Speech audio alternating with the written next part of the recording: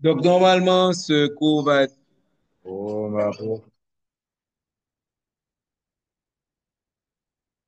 qu'est-ce que vous n'avez pas compris quand je dis de mettre votre téléphone sur mute, de baisser le son de votre téléphone pour que je n'entende pas ma voix pendant que je fais le cours?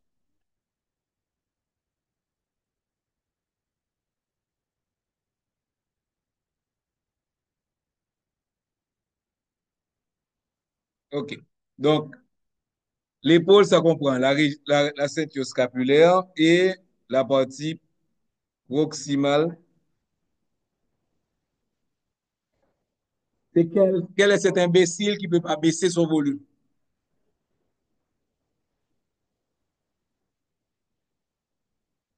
La ceinture scapulaire et la partie proximale de l'humérus. OK? Et au dernier cours, on a vu que pour chacune de ces parties, vous avez des mouvements qui leur sont propres. OK?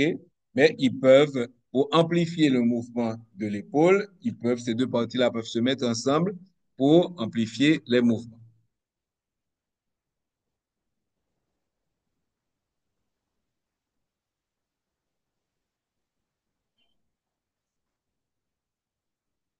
OK? J'entends toujours ma voix.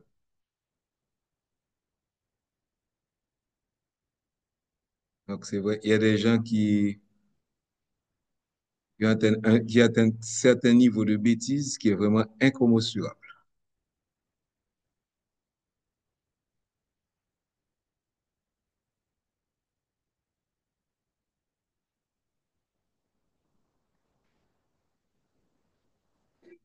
Donc, la clavicule et la scapula forment la ceinture scapulaire. Bon, et la partie proximale de l'humérus, bon, c'est l'extrémité supérieure de l'humérus. On va avoir des muscles superficiels de l'épaule qui sont représentés par le trapèze et le deltoïde. Le trapèze, c'est lui qui donne la forme de l'épaule et le deltoïde, c'est lui qui donne l'arrondi de l'épaule, qu'on appelle le GALB, Galbe. Et trapèze et deltoïde forment ensemble une chape musculaire qui va donc entourer la partie latérale de l'épaule. Ces muscles relient respectivement la scapula et la clavicule au tronc et au bras.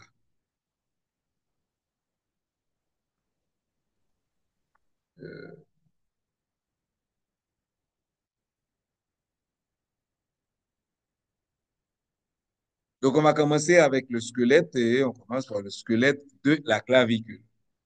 Jusqu'à présent, la clavicule, elle a un petit problème, c'est que jusqu'à présent, les autres, les anatomistes ne savent pas où la classer. Est-ce un os plat ou bien est-ce que c'est un os long? En fait, compte, la clavicule est à la fois un os plat et un os long. Au niveau de son extrémité latérale, elle se comporte comme un os plat. Et au niveau de son extrémité médiale, du côté du sternum, elle se comporte comme un os long. OK? Donc, c'est important de se rappeler que la clavicule, c'est le seul os qui rattache le membre au tronc. OK? C'est pour ça qu'on dit que le membre supérieur, on dit que c'est un membre qui est appendu. Donc, la clavicule est palpable dans toute son intégralité et n'est pas un signe de maigreur. Donc, si vous avez vos clavicules qui apparaissent avec les creux qui sont au-dessus, qu'on appelle les deux chamcailles, si je ne me pas tromper, OK? Et donc, je pense que la clavicule, c'est guidon, les cadenas. C'est pas un signe que vous êtes maigre, c'est un signe que vous n'êtes pas musclé. Si vous faites des push-ups, on va pas voir votre clavicule autant qu'avant. OK? Et ça dépend aussi de la forme des seins. Si vous avez des seins comment dire ça, qui ont la forme d'une poire, c'est-à-dire que l'extrémité supérieure est petite, c'est l'extrémité inférieure qui est grosse, OK? On va, et beaucoup plus voir votre clavicule que si vous avez des seins qui ont la forme de noix de coco. OK? Et bon, et c'est tout à fait normal aussi que si vous êtes un petit peu forte, que la couche de graisse que l'on retrouve sous la peau va un petit peu couvrir la clavicule. De toute façon, le signe de maigreur, c'est pas la clavicule qu'on doit regarder, ce sont les côtes. Si on arrive à compter vos côtes l'une après l'autre, OK, et même prendre ça comme un xylophone et taper dessus pour faire de la musique, ça, c'est un signe de maigreur. De toute façon, le seul fait que vous soyez en première année de médecine, ça prouve que vous êtes mince et non pas maigre. Parce que la maigreur, c'est une maladie et la personne ne va pas trouver l'énergie nécessaire pour étudier, pour arriver à la faculté de médecine.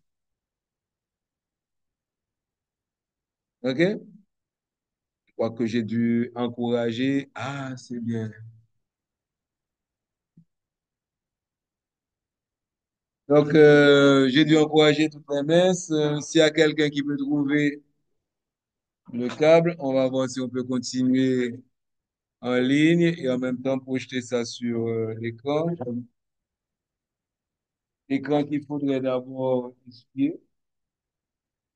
Ça, il faudrait essuyer ça d'abord.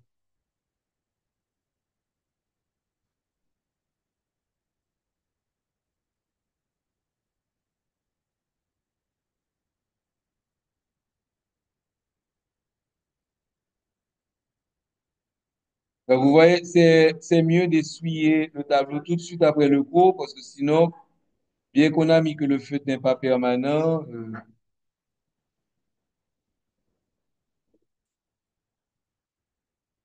même quand on vient de d'écrire et que l'angle n'est pas entièrement sèche,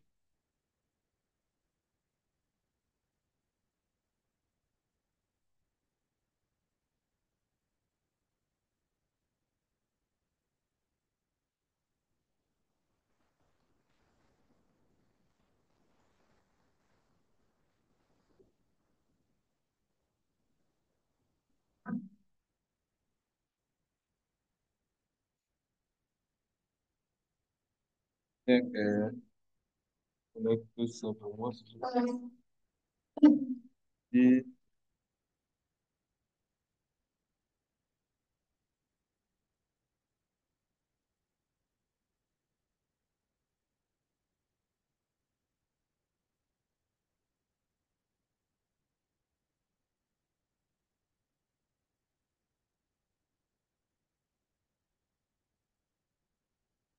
est-ce que le projecteur va marcher? C'est la question.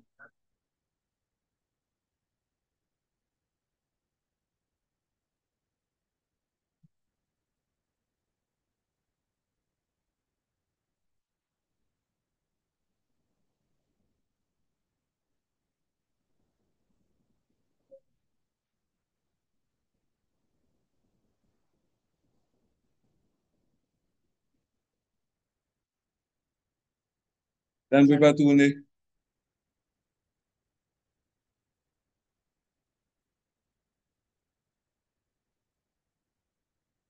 Je ne sais pas pourquoi la personne qui a mis le projecteur n'a pas pensé que ce aurait été mieux de le mettre plus en arrière pour que tout le monde voit ça en face. Mais que bon. Hmm. Les techniciens en Haïti, on a changé les techniciens en Haïti parce que chez moi, j'ai un Delco qui ne peut faire, après 3 heures de temps, il s'éteint.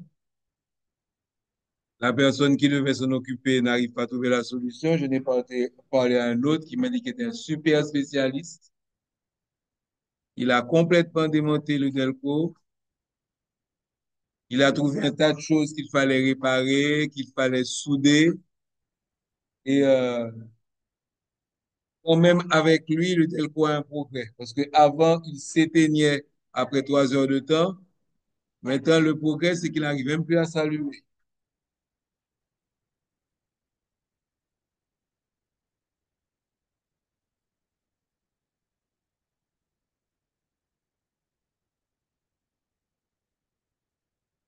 Vous avez allumé le projecteur?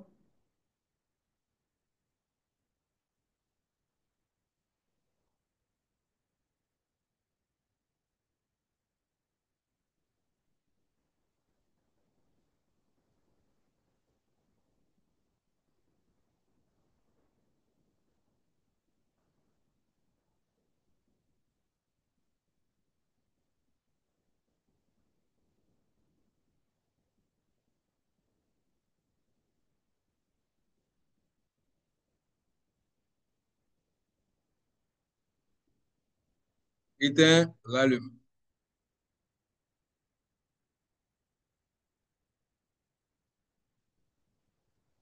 Il faut presser deux fois pour éteindre.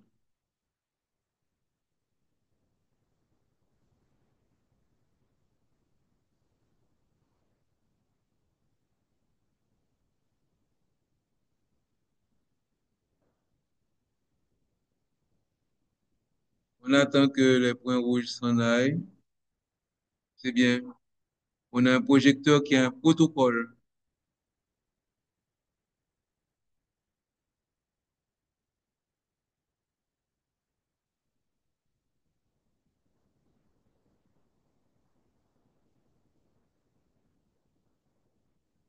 Qui monde qui t'a fait Joe qui t'a dit oui, que on a défendu les droits des étudiants, mais on peut utiliser le projecteur. Qui monde t'a dit ça?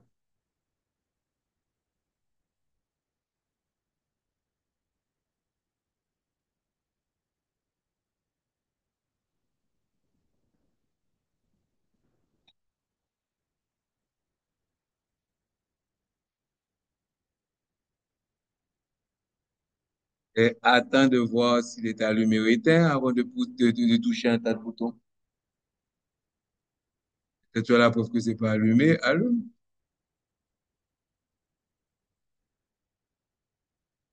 Ça a l'air de marcher maintenant. Ouais, ça va.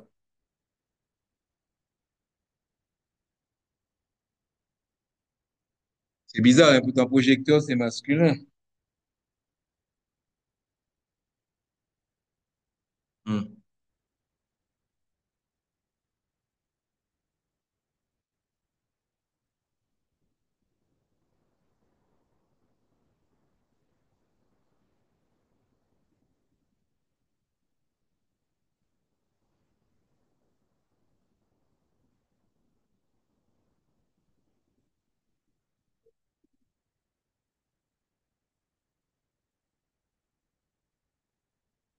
OK. Donc, c'est bien, on peut projeter et en même temps, le cours en ligne continue. Donc, on était arrivé à la clavicule. Donc, vous avez déjà étudié les os, je ne vais pas insister. Donc, la clavicule, c'est un os qui est aplati du côté médial et qui a la forme triangulaire plasmatique du côté, donc qui est aplati du côté latéral et la forme triangulaire plasmatique du côté médial. OK? Donc, il y a une face supérieure qui est palpable, une face inférieure qui n'est pas palpable. Et c'est sur la face inférieure que vont venir s'attacher les muscles, de même que sur le bord antérieur et le bord postérieur. Je vous laisse faire le reste. Scapulaire, c'est deux os. Clavicule et scapula. Bon, alors, la scapula, elle a quelle forme? Triangulaire. Donc, la scapula, pour étudier la scapula, il y aura trois bords, bord supérieur ou céphalique, ok, bord latéral et bord spinal, donc qui est du côté de l'épine de la scapula, ok. Il y aura trois angles, inférieur, supérieur et latéral. C'est le latéral qu'on va étudier parce que c'est lui seul qui a quelque chose qui est assez intéressante. Ensuite, il y a deux faces. Une face antérieure qui, comme elle est appuyée sur les côtes, ça va s'appeler la face antérieure ou costale et la face postérieure. Ça va? Donc, tout ce qui est là-dedans,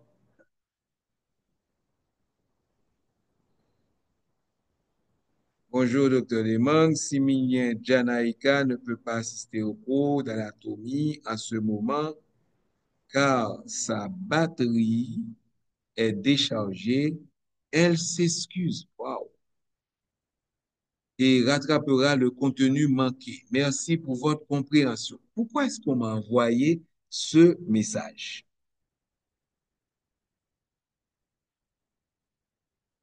Alors, tous ceux et celles qui n'ont pas pu assister au cours, merci de m'envoyer un message pour me dire, ouais, on peut pas venir. Ouais. OK, continue.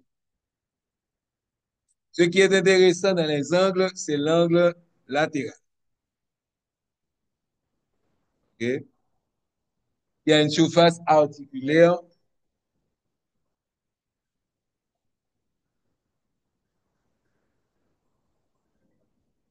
Excuse, je fais un cours. Je te rappelle plus tard. On fait un bon là,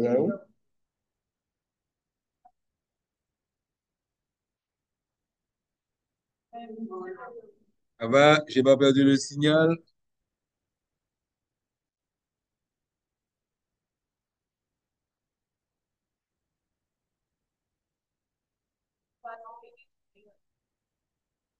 OK? Vous avez trois angles. Angle supérieur, angle inférieur et angle latéral. Compartiment. Oui. Un triangle, il a trois bords et trois angles. Ça va? Latéral ne peut pas être spinal. OK. Et tu sais que tout ce que j'ai dit, c'est dans le livre.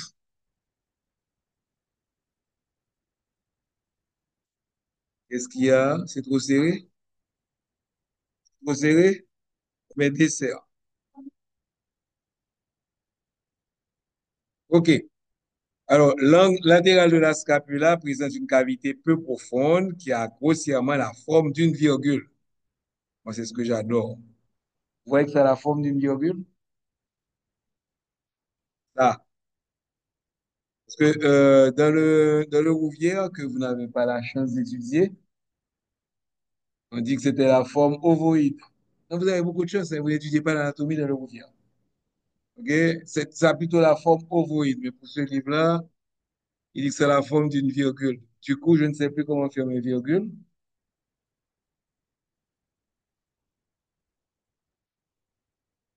OK? Donc, il y a la cavité glénoïde qui s'articule avec la tête de l'humérus et forme l'articulation gléno-humérale. OK?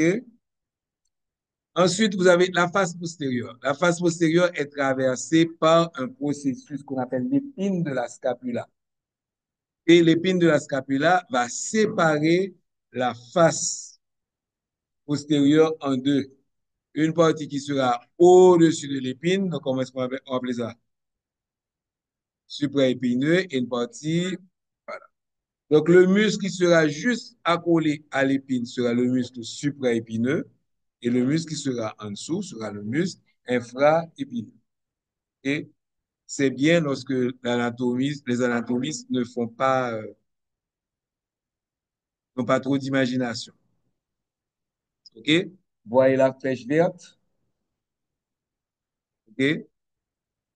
Elle montre le bord de... Parce que quand j'agrandis, je ne peux plus montrer. Vous avez un bord.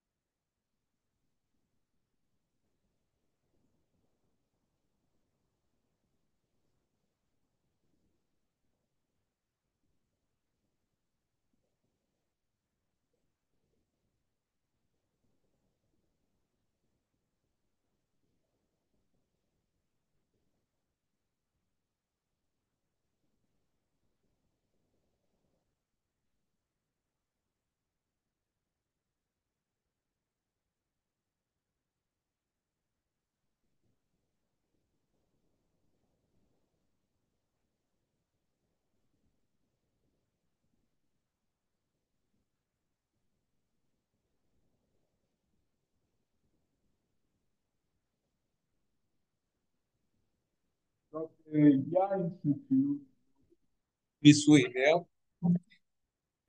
qui va passer, donc qui vont passer au niveau de la petite incision, ou bien l'incision qui est au-dessus de la scapulaire, donc on va appeler incision suprascapulaire.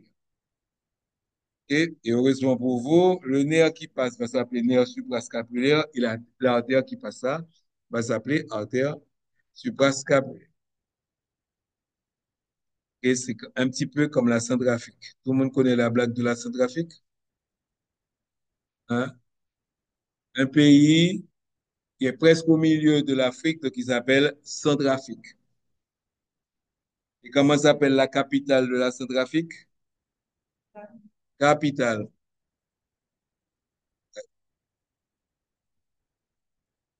Il y a même une humoriste qui a fait des blagues sur ça, tu vois. Donc disons que les Centrafricains, ils ont la flemme, ils vont pas trop s'embêter. Donc ici, nous avons l'extrémité, wow, pas si je vais y arriver, l'extrémité supérieure de, de l'humérus.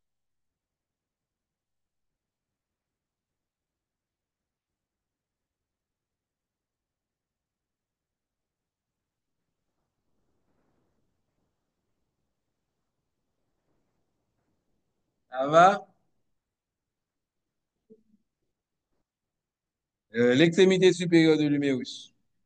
OK? Quelle différence y a-t-il entre la tête de l'humérus et l'extrémité supérieure de l'humérus?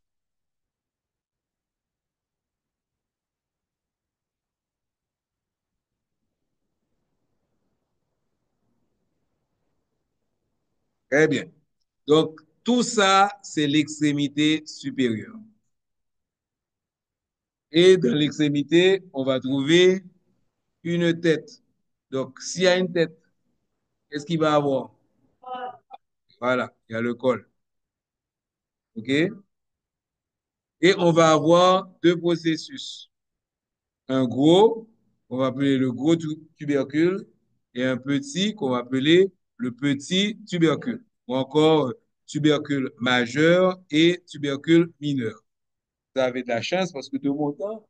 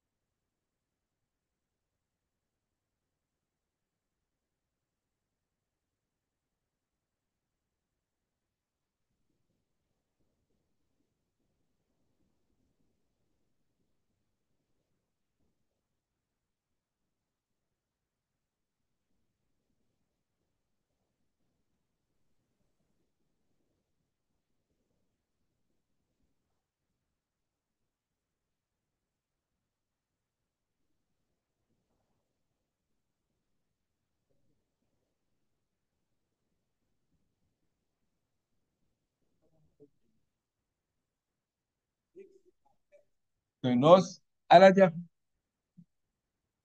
Donc, c'est une partie amincie, on va l'appeler ça col chirurgical. Pourquoi? Parce qu'il y a un tas de fractures qui se font là et qui font la joie des orthopédistes, dont votre serviteur. Toujours se rappeler que les médecins, ils vivent du malheur des gens. OK? D'accord. En gros, c'est l'extrémité suivante. Maintenant, on va voir les articulations. Alors, pour mieux voir les articulations, je vous, je vous suggère d'aller regarder l'anatomie 3D sur YouTube. Hein? 3D Lyon. Oui. OK? Parce que ça parle beaucoup plus de la fonction, et puis vous allez voir. Parce que vous avez des articulations vraies, c'est-à-dire entre deux os. Vous avez l'articulation stéonoclaviculaire, l'articulation acromioclaviculaire et l'articulation gléno-humérale. Mais vous avez deux espaces de glissement. Un espace de glissement que l'on va retrouver entre la tête de l'humérus et la partie inférieure de l'acromion, OK? Et un deuxième espace de glissement qui permet à la scapula de glisser sur le dos. OK? On se rappelle, c'est quoi l'acromion? C'est le bord postérieur qui s'élargit. C'est sur l'acromion que vous attachez votre sac. Quand vous portez votre sac, quand on dit qu'on porte un sac en bandoulière, c'est grâce à l'acromion. OK?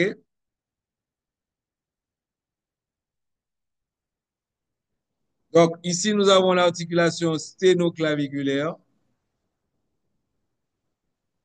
sternoclaviculaire, OK? Qui est une articulation synoviale, ça veut dire quoi? Ouais? Et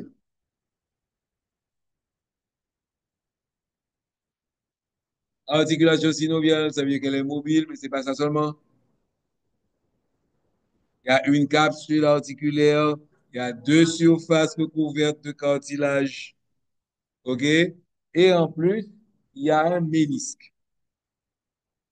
OK? Donc, je vais agrandir ça pour vous montrer parce que c'est avec les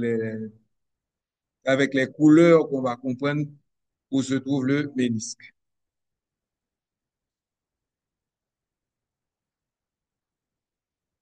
Alors, pour une raison que j'ignore, je ne peux plus agrandir ça.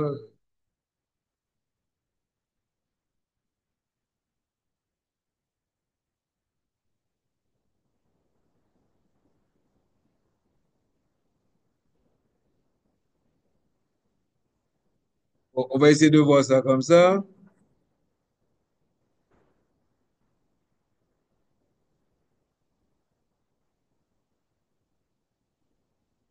OK, ça va maintenant.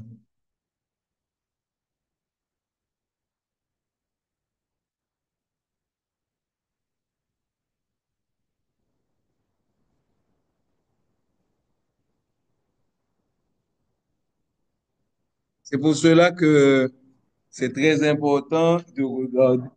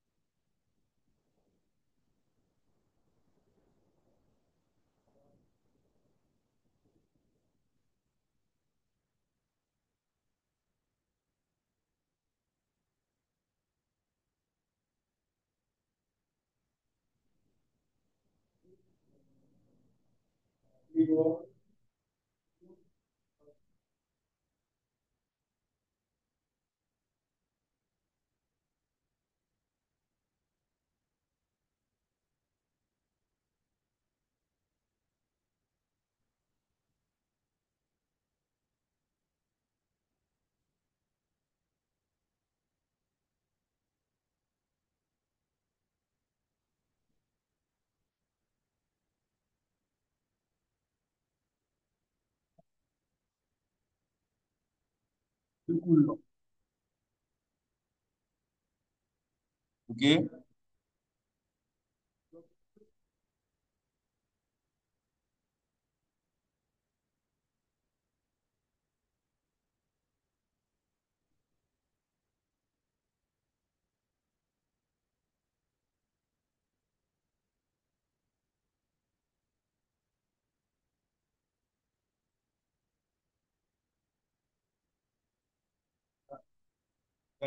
En touche. OK, donc tout le monde a compris les couleurs? Très bien.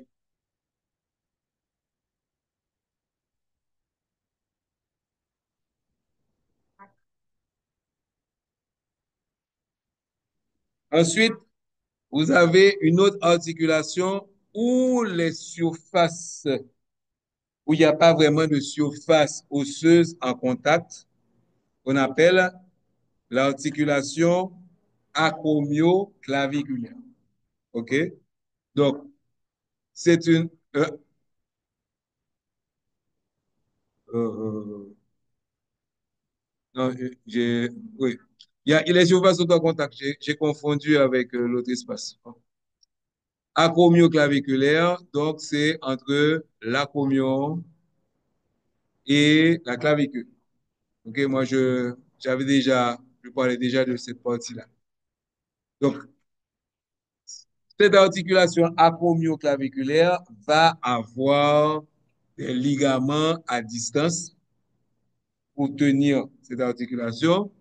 Et donc, ce sont les ligaments coracoclaviculaires. Et on va agrandir un petit peu.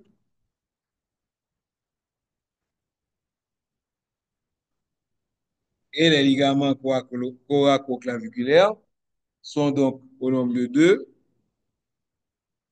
le ligament trapézoïde et le ligament cono. Voilà.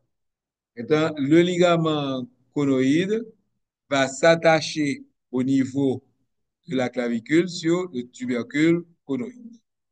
OK? Donc ici, vous avez le processus coracoïde. Si vous palpez sous la clavicule, vous allez sentir une petite boule.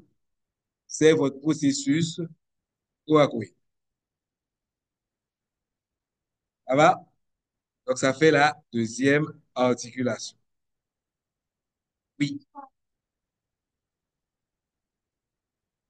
Les deux ligaments mis ensemble s'appellent ligaments coracoclaviculaires. Ils comprennent deux portions, le ligament trapézoïde et le ligament conoïde. Ça va?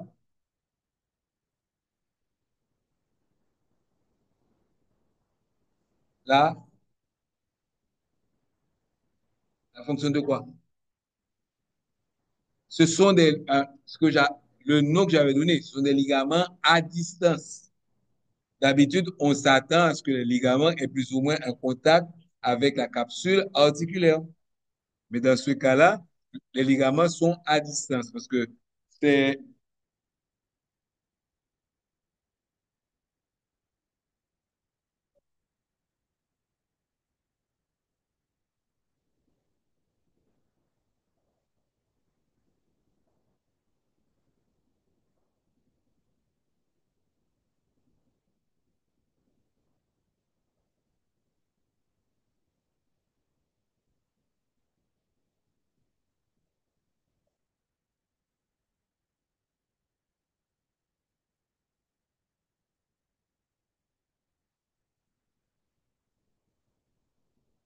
Ensuite, la plus importante des articulations, c'est l'articulation cléno-humérale.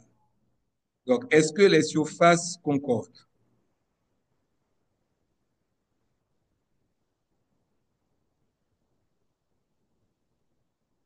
Hmm? Est-ce qu'on peut dire que c'est une articulation concordante ou bien congruente? Autrement dit, est-ce que les surfaces articulaires s'adaptent l'une à l'autre? OK? Donc, qui est-ce qui a osé dire oui? Qui est-ce qui a dit oui?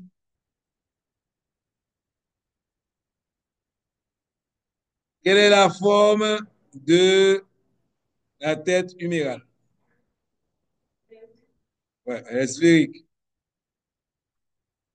Donc, pour que les surfaces concordent, qu'est-ce qu'il faut? Il faut que la cavité clédoïde soit un creux dans lequel la tête humérale peut rentrer. Est-ce que c'est le cas? OK? La cavité clénoïdale, elle est plate.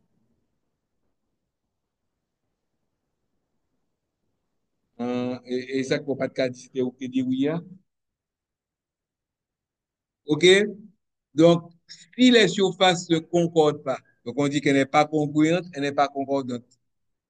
Qu'est-ce qu'on va retrouver pour donner une stabilité à cette articulation? Autrement dit, s'il n'y a pas de stabilité osseuse, qu'est-ce qui va assurer la stabilité de l'articulation? Donc, pour ça, on va avoir des ligaments, on va avoir une capsule articulaire et on va avoir des muscles qui vont venir renforcer tout ça. Ça va? OK.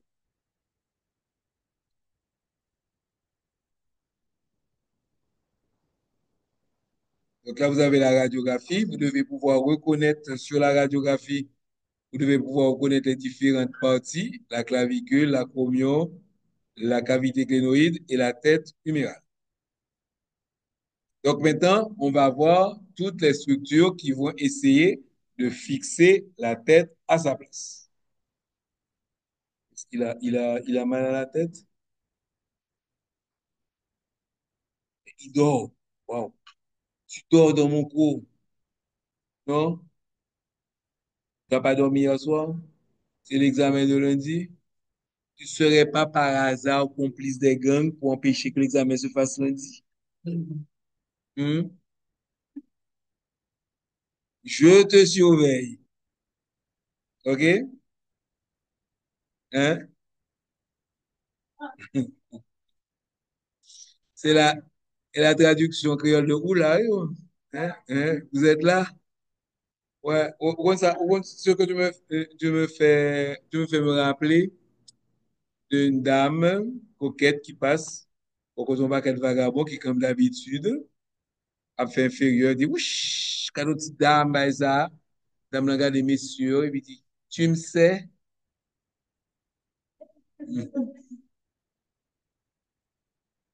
Et toutes sortes d'affaires, on dit, au même. Hein?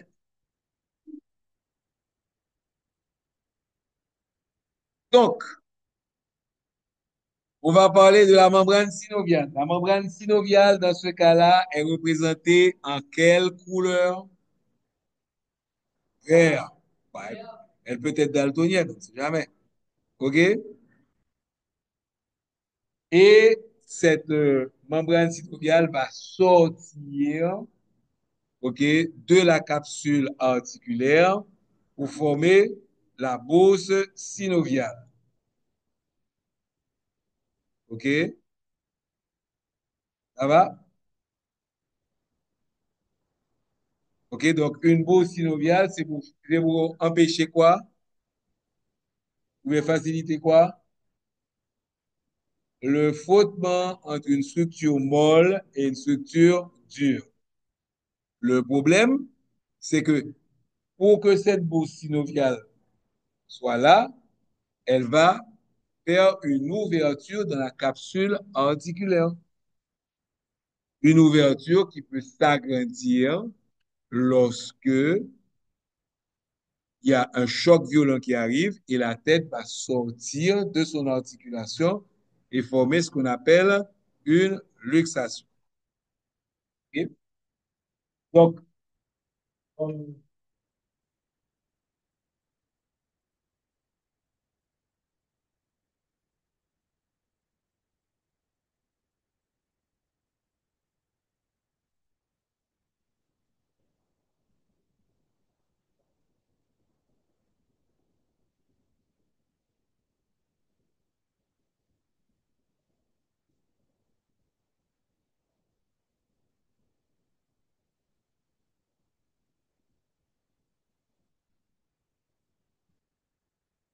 ensuite, vous avez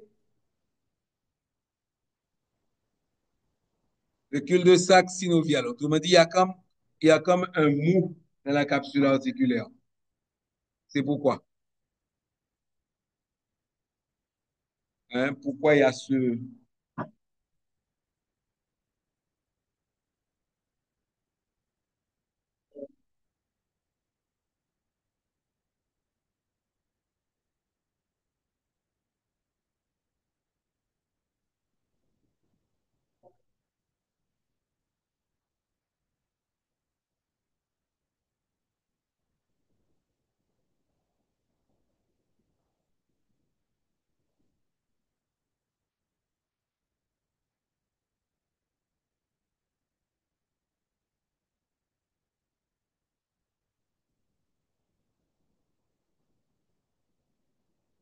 Ok, bon, j'ai trouvé d'autres schémas qui font partie de l'atlas du Cré pour vous montrer la membrane synoviale. Ok. Et là, vous avez la capsule articulaire qu'on voit aussi. OK? Bon, le schéma du Cré, vous avez la capsule articulaire qui va être renforcée par plusieurs ligaments. Donc, pourquoi on a autant de ligaments? Parce que les surfaces ne comptent pas. Donc, ici, vous avez le fameux cul-de-sac scapulaire qui va permettre justement les mouvements extrêmes. Et on va voir les ligaments.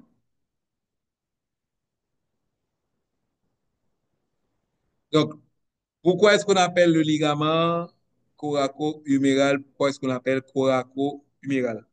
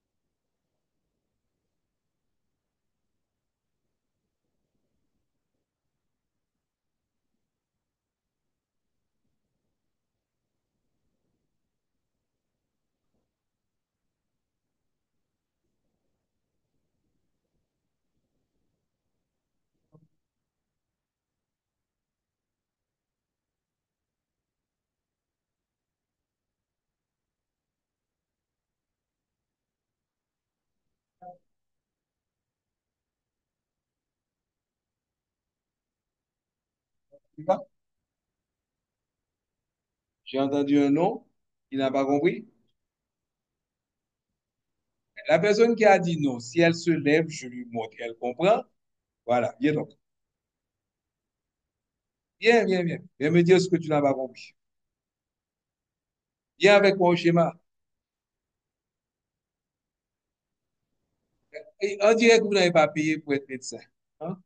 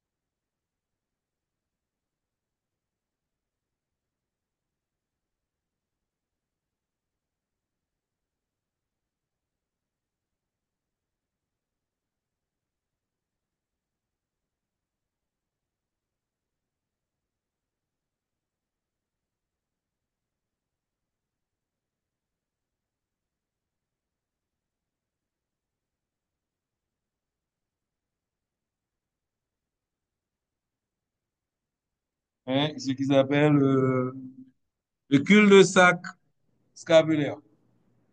Normalement, il faut...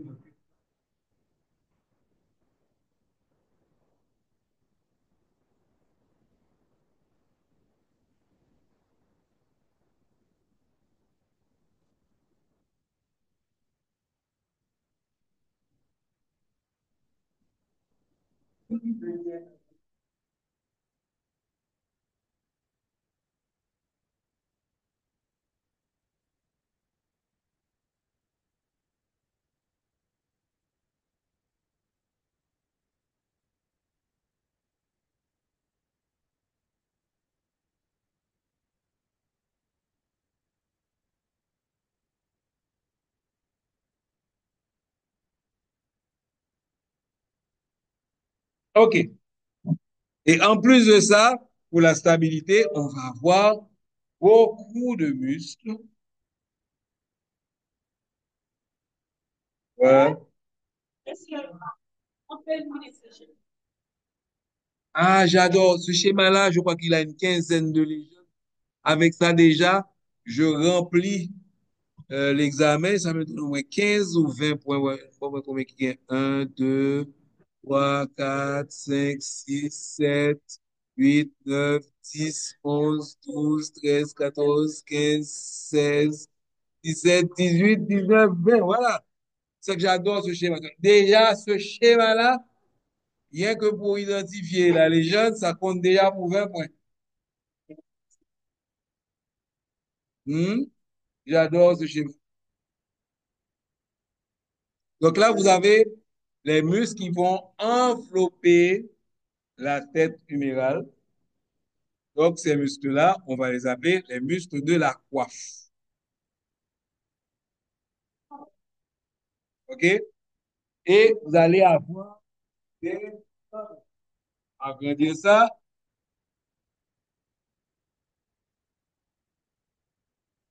Et ces muscles-là,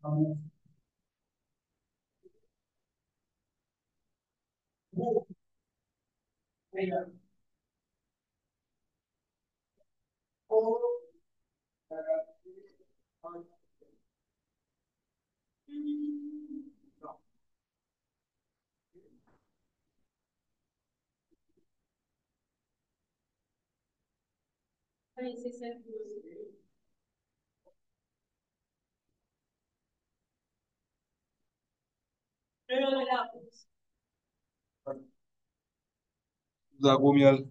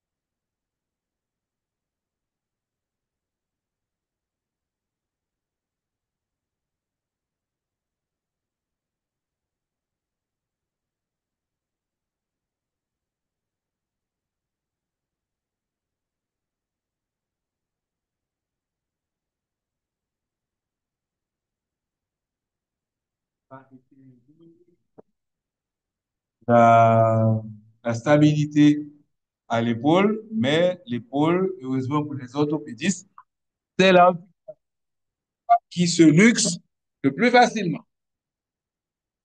OK? Je ne sais pas dans quel cours je vais vous montrer comment remettre une épaule à sa place. Parce que remettre une épaule à sa place, c'est pas un geste de spécialiste. Non, c'est un geste de secourisme. OK? Et ça va pas être la même façon que ce que vous allez voir dans les films. OK? La personne a qu'à tirer sur l'épaule, puis hop, ça rentre. Non. Moi, j'adore voir ça. La personne prend l'épaule et puis elle tire dessus. Elle prend le bras, elle tire. La personne fait Ah! Et puis tout, ça revient à sa place. Non, c'est pas comme ça. Là, vous pouvez compliquer ça d'une fracture de l'épaule. Bon, pour moi, c'est mieux. Je me rappelle, il y a de ça 4 ou 5 jours pour arriver chez moi, j'avais pris un bus Pétionville par Delmar. Il y avait un type qui proposait tous ses produits et qui a dit que moi-même, je vais ranger tout ça. Il a donné son numéro de téléphone. Moi, j'ai donné le mien après, il n'a pas été content. Il dit que l'homme se fait dommager, non? Mais numéro de téléphone, moi, même sur tout petit.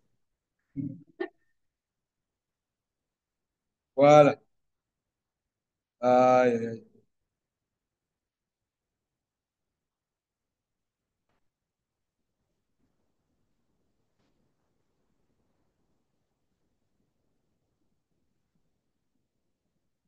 OK.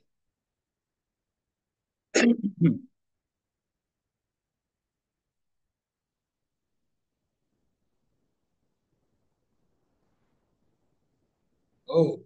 Il y a Norélie et Neissa Ygritte qui veulent participer au cours. Il est quelle heure? Le retard que j'avais.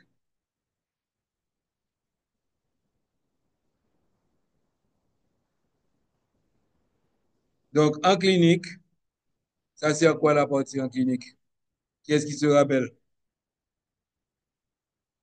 Hein? En clinique, on vous explique pourquoi vous devez étudier ça et pourquoi étudier ça va vous aider à être des meilleurs médecins. Parce qu'avant, on ne faisait pas l'anatomie clinique et les étudiants ne voyaient pas pourquoi ils devaient étudier tous les détails de l'anatomie. Ils avaient en grande partie raison parce que la plupart des détails qu'on m'a donnés dans le Rouvière, je suis orthopédiste, ça ne me sert pas du tout.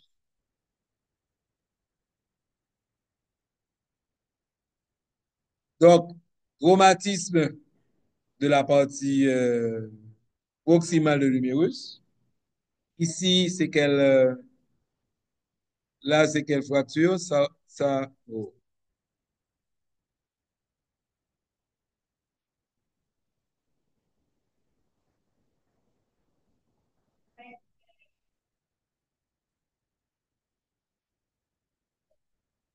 Je ne sais pas pourquoi ça ne veut pas apparaître.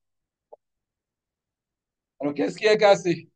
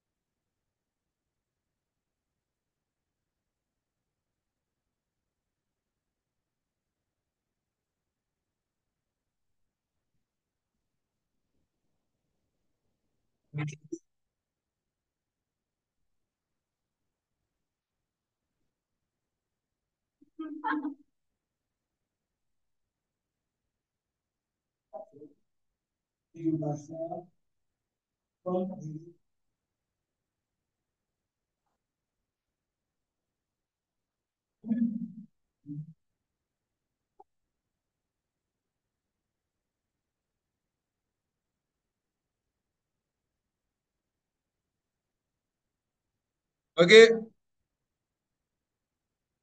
Moi, ce que j'adore, c'est les pharmaciens. Les pharmaciens n'avaient pas de titre. Ils se sont donné un titre. Parce que moi, on m'appelle docteur. Les pharmaciens, ils s'appellent PH.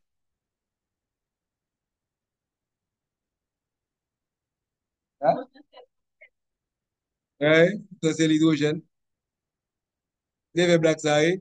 Ils les appellent PH. Je dis, acide, vite, ouais. OK.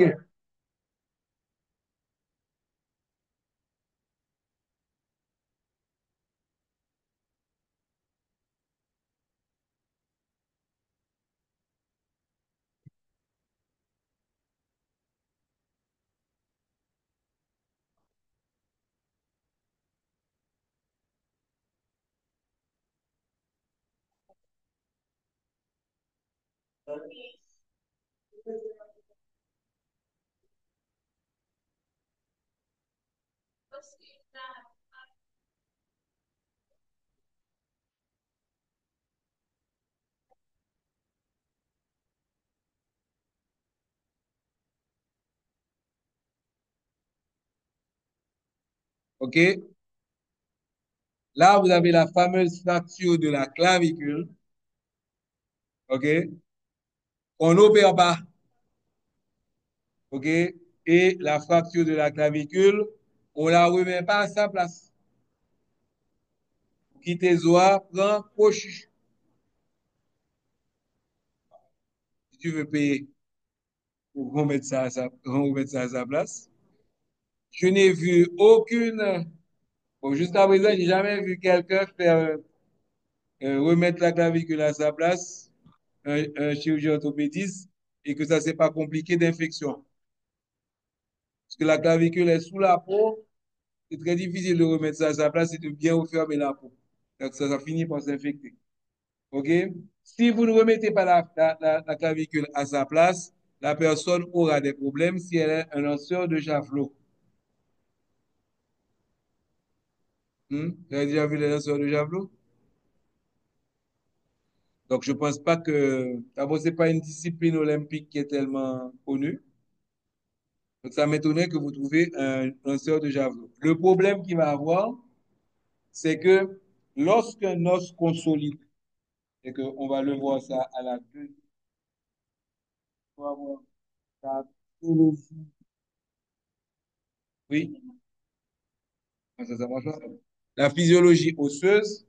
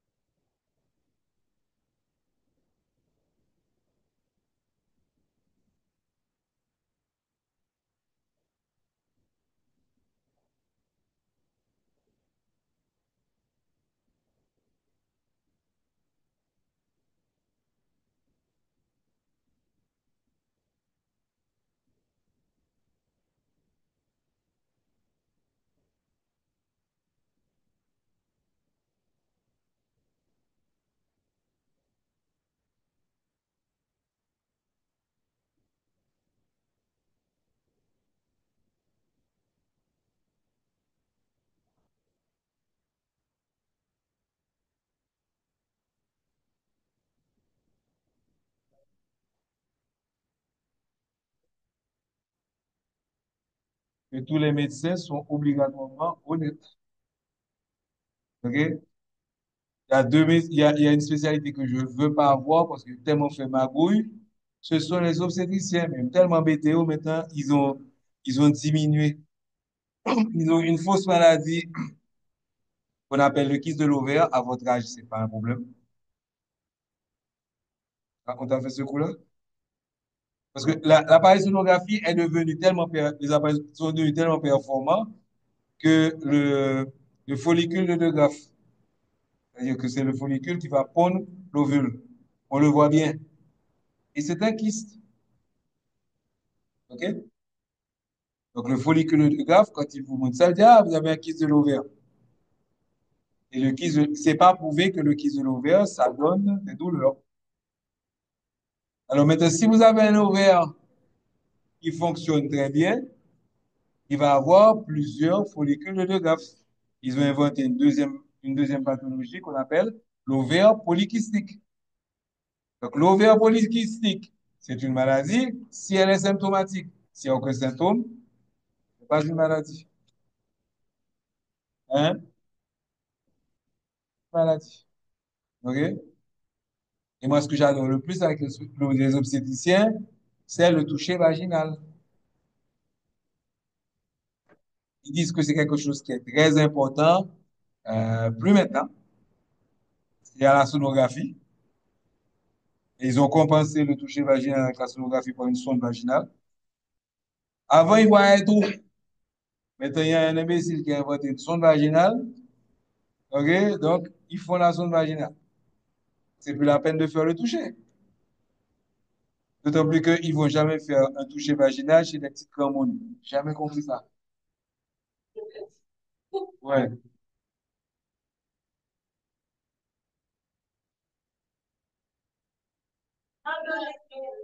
Je suis orthopédiste.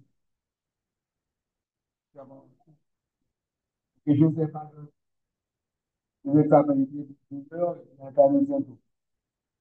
Sur Internet, il y avait 5 ou 6 pages. Je suis orthopédiste. OK? Donc, chaque fois qu'on vous dit qu'il faut qu'on vous opère, demandez un second avis. OK? Il y a un de mes aînés orthopédistes qui a des problèmes avec moi parce que chaque fois qu'il veut opérer quelqu'un et que malheureusement ce patient avait me trouvé, moi je l'opère pas.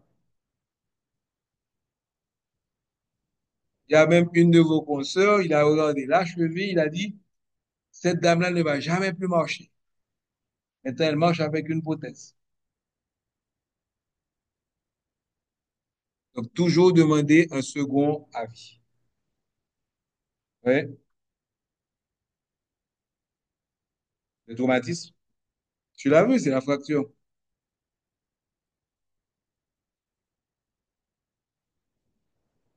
Tu n'avais pas vu la fracture? Voilà, tu n'as pas vu que le tubercule majeur s'est pris des envies. Je ne sais pas pourquoi mon truc ne marche plus. C'est pris des envies de liberté. Tu n'as pas vu? Ah.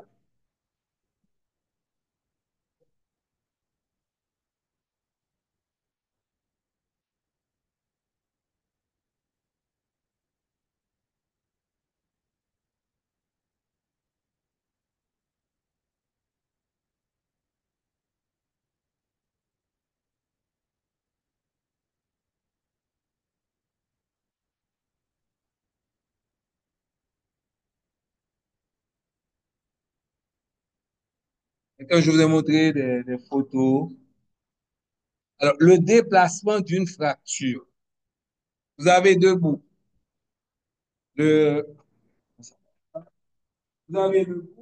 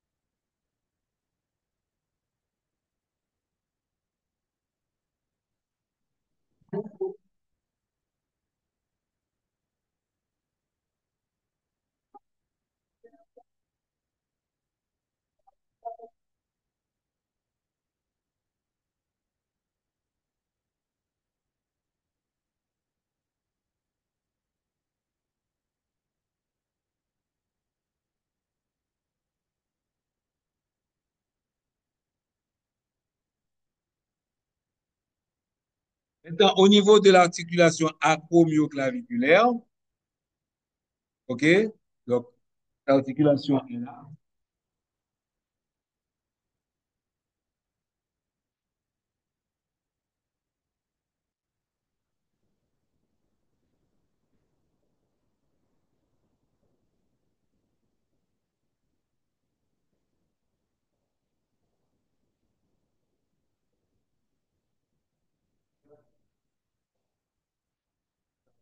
Vous donnez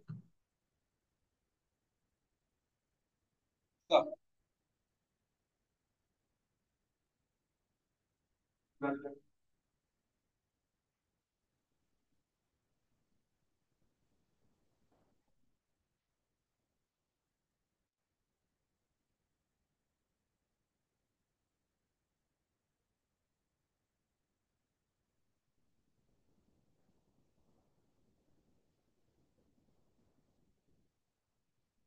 Dans ce cas-là, d'habitude, on l'opère.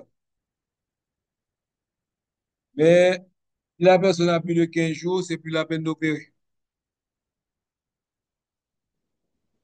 Et vous avez, ça c'est quoi?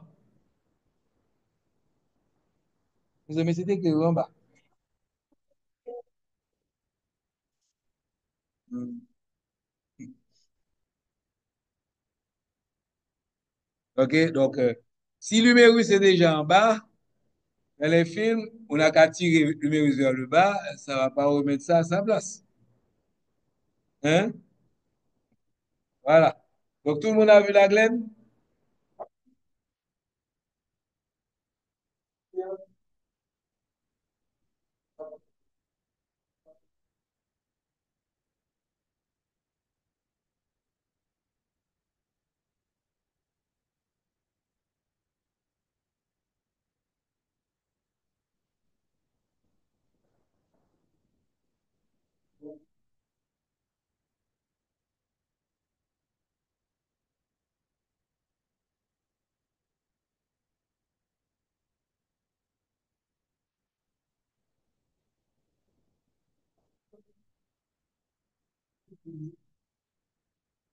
Ou la radiographie de l'épaule.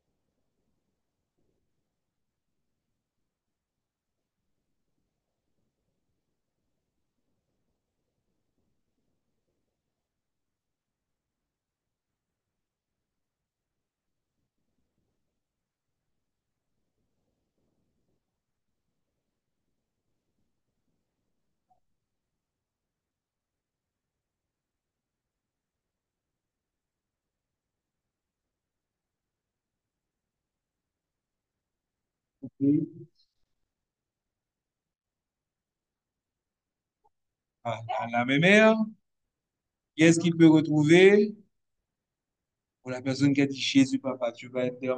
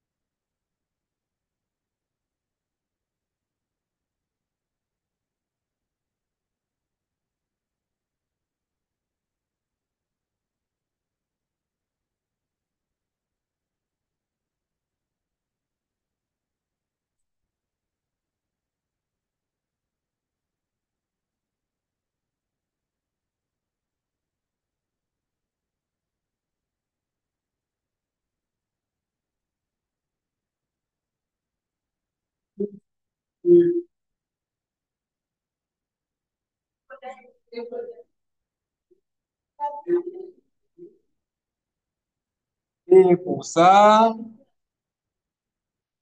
là, on a tous les signes.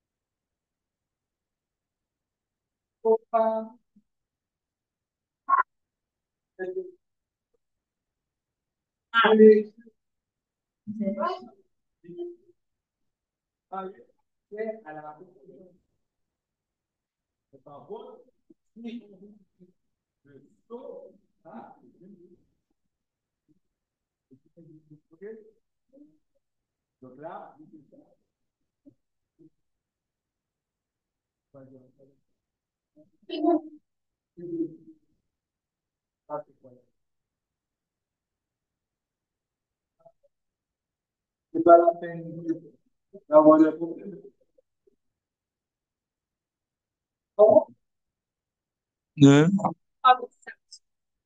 Parce que mon expérience, ça ne sert qu'à moi. Vous n'allez pas vivre la même chose que moi. Hein? On va quoi? Ben, déjà, vous vivez pire que ce que j'avais vécu quand j'avais votre âge.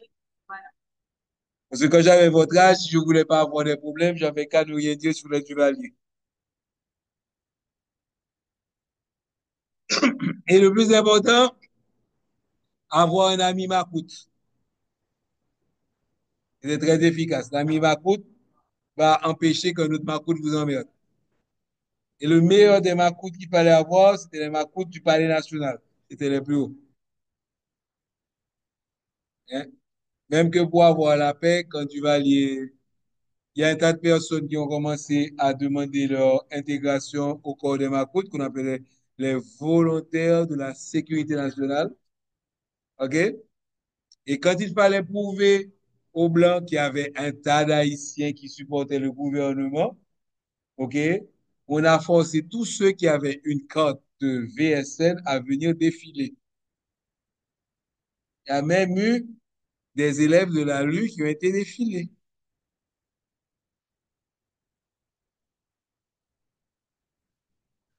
Ouais. OK. Maintenant, les os peuvent se casser, mais les muscles qui enveloppent la-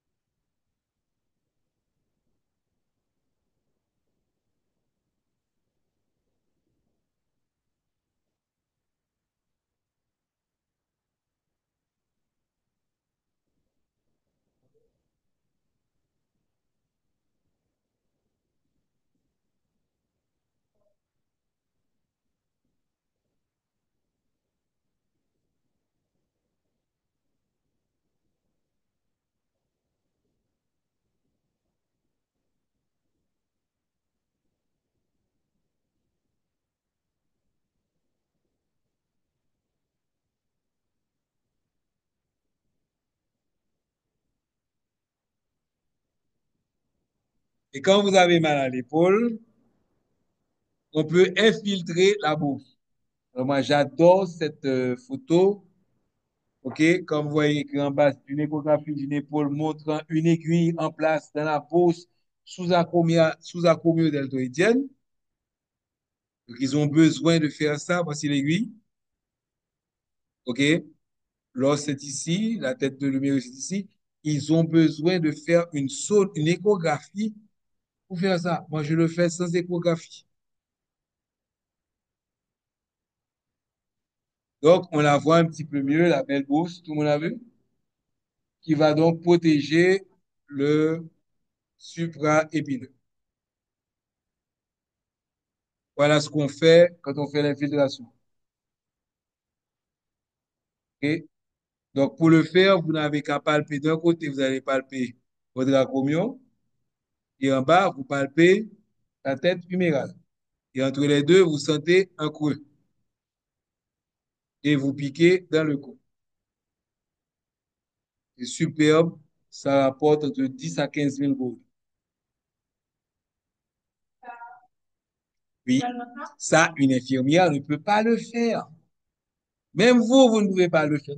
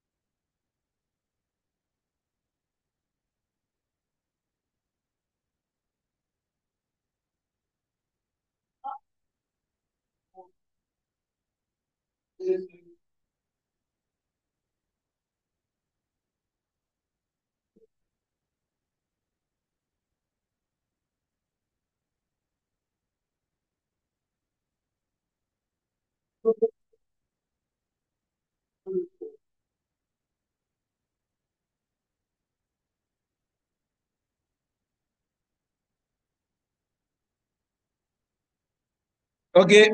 Donc, on va s'arrêter là pour aujourd'hui.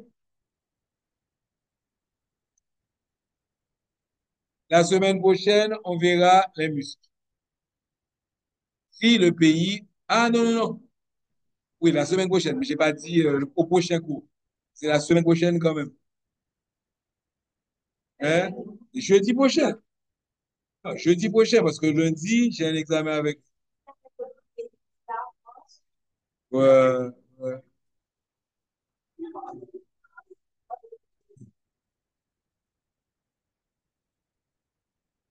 Alors, pour ceux qui sont en ligne, au revoir.